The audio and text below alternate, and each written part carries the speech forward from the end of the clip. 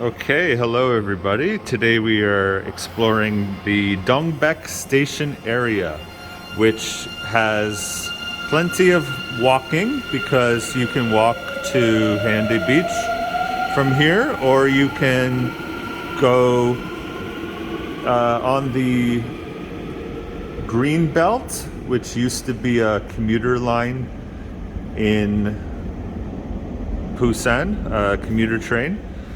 There's also biking. There's a bike path actually just outside the station that can bring you actually all the way to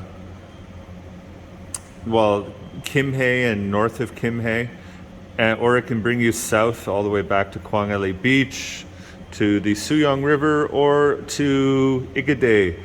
However, today I am going to be exploring the actual Dongbaek Island.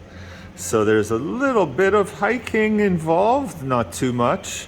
I could potentially hike at Jangsan from this station.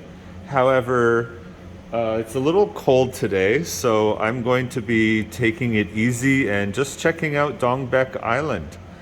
So you'll see some photos and maybe a video later on, which is a little island, Dongbaek, very close to Marine City. All right, let's go explore. We can do it on the Hu Metro. Hello, here we are on the Dongbaek Trail. Dongbaek is actually not an island anymore. It used to be an island, but due to reclaiming of land, etc., it is now part of Hyundai-gu. Over here we have the APEC building, which is where several Pacific nation countries gathered in 2002, such as Canada, United States, Korea, and Colombia. Oh, sorry, I don't know if Colombia was there.